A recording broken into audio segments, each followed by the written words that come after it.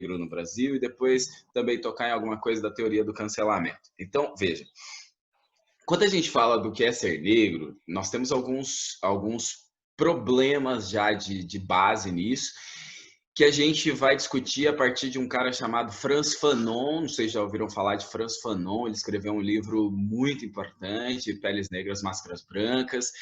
E a ideia do Fanon, e eu gostaria até que vocês pensassem sobre isso daqui a pouco, sobre a minha perspectiva mesmo. Mas a ideia do Fanon é, cara, eu nunca tinha me reconhecido como negro.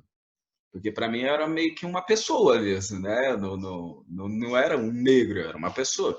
Até que um dia alguém olhou para o Fanon e disse: Ei, negro, vem aqui. Ele falou: Mas como assim, ei, negro? Meu nome não é negro, eu não sou negro, eu sou uma pessoa e eu tenho as minhas constituições morais, ideológicas, familiares, religiosas, etc. É isso que me define, não a cor da minha pele. Mas alguém exterior a ele fez com que a percepção que ele tinha sobre ele mesmo fosse modificada. Então, a primeira coisa para a gente discutir o que é ser negro no Brasil, do ponto de vista que eu estou trazendo para vocês, que é um ponto de vista da linguagem, da constituição moral do sujeito, é que você não é negro, você é taxado de negro, você é dado pelo outro como negro. Isso é muito importante quando a gente pensa no que é ser negro no Brasil, porque, na verdade, o que é ser qualquer coisa? O que é ser qualquer coisa depende da relação que você mantém com o outro. Aí, falando disso, é importante demais, cara, porque tem gente que vai achar que isso é mimimi, que isso é bobagem, que isso é baboseira. Mas veja, o problema do racismo e o problema do que é ser negro não é um problema, desse ponto de vista que eu estou trazendo para vocês, que é constituído pelos negros. É um problema dos brancos. Essa é a questão. Então, há pouco tempo eu fiz um vídeo para o museu Felícia Lerner falando sobre literatura negra. Já é, acho que a segunda ou a terceira, fora isso, roda de conversa que me chamam para falar sobre questões negras. Parece que as pessoas que se autodeclaram negras, elas só podem falar sobre isso, sobre essa questão do racismo. Veja como, de novo, é uma questão que o outro coloca sobre você. Não sou eu que me defino como negro, é o outro que me diz que eu sou negro. E aí é mais interessante que algumas pessoas, para falarem dessa questão do racismo, dizem, não, mas olha, na África, os próprios negros escravizavam os negros, e isso é de uma falta de conhecimento histórico, isso é de uma falta de conhecimento da constituição do sujeito, que é absurda. Valmir, mas por que é uma falta de conhecimento histórico, de conhecimento do sujeito? Porque os negros, eles não se reconheciam como negros em África. Na verdade, você tinha os Ashanti, os Fulani, os Bantu, os Ticuna na verdade, indígena. Mas você tem os povos de África, e esses povos não se reconheciam como negros. Essa é uma concepção branca. Os brancos, sem fazer distinção daqueles que lá estavam, organizavam uma ideia de que é tudo uma coisa só. Então, onde eu estou querendo chegar com essa primeira fala? O que é ser negro no Brasil? O que é ser negro no Brasil é ser olhado sempre pelo olhar do outro. É sempre ser definido pelo outro. É sempre ser pensado através de categorias que não são as suas. Algumas pessoas dizem para você, você é negro, daí você fala, pô, e o que isso quer dizer? O que quer dizer ser negro para você? Então, quer dizer que eu sou uma categoria especial de pessoa?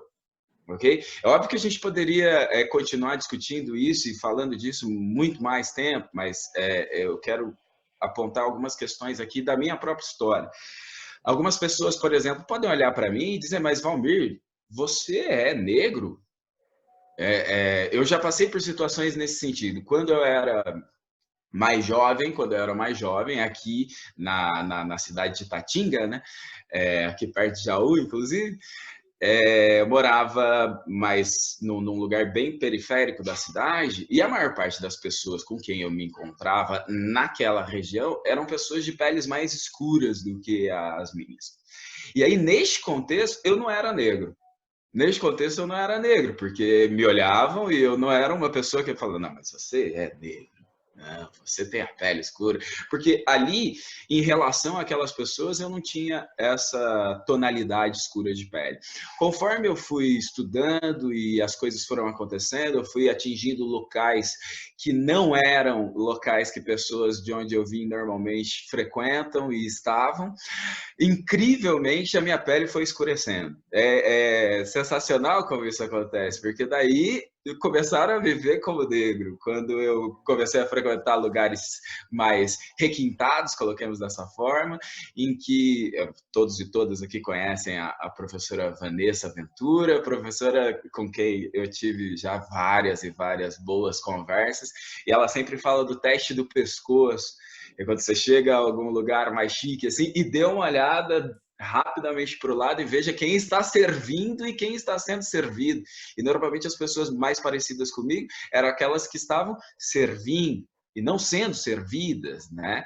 E aí eu fui escurecendo, passei por situações, inclusive em algumas escolas, a gente não vai entrar em nomes aqui, mas em algumas escolas de elite do interior de São Paulo, em que as brincadeiras eram brincadeiras, ô preto, vem cá, como se a minha cor, de novo, me definisse.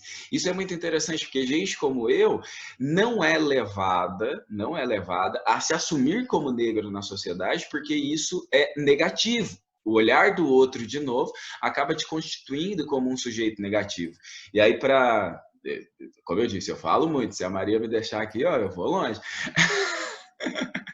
Mas, então, onde eu estou querendo chegar com tudo isso?